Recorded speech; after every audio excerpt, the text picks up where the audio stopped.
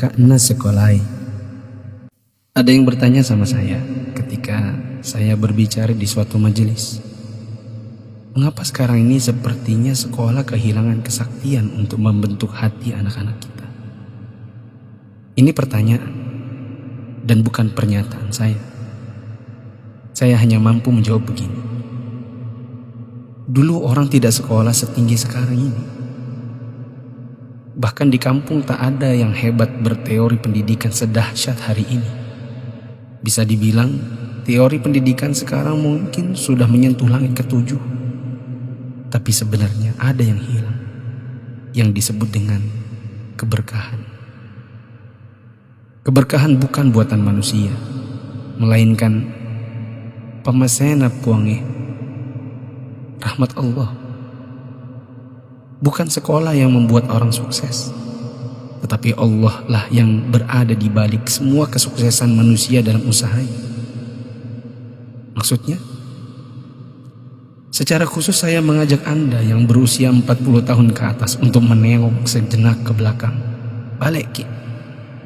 Ingat waktu kita sekolah di SD, yang nafas tak baru setengah-setengah, kita sudah disuruh ke sawah, membantu guru matanik menanam padi, membantu guru mencari kayu bakar di daret, di kebun, mengambil air untuk dipakai guru di rumahnya, disimpan di gumbang.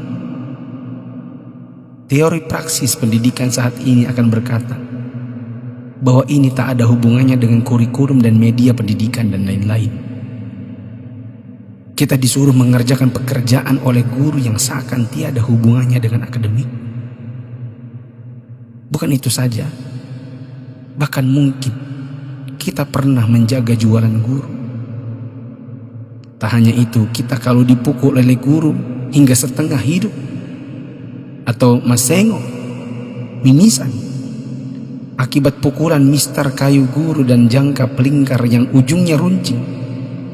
Disinilah intinya. Atas itu semua, pernahkah orang tua kita protes?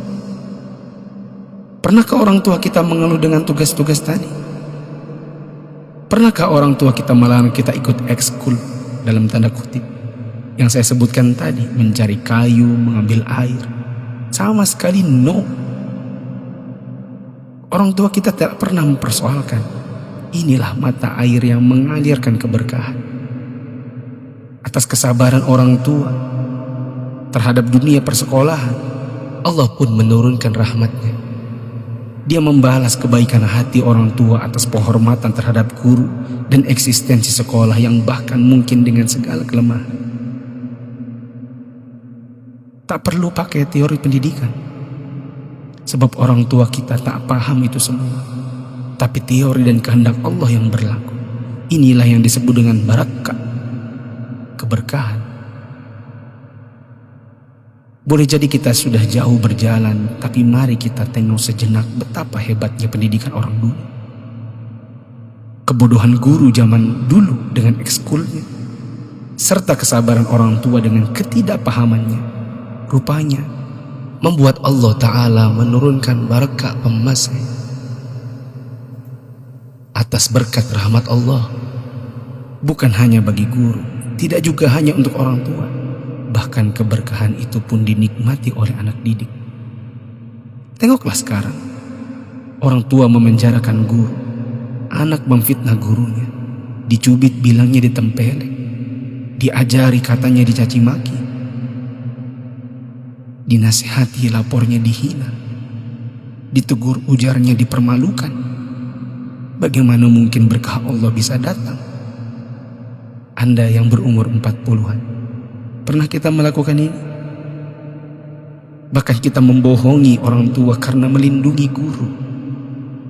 Kalau perlu orang tua tak perlu tahu apapun keadaannya. Itulah sebabnya di akhir sekolah dahulu kita selalu menyisakan air mata kebahagiaan.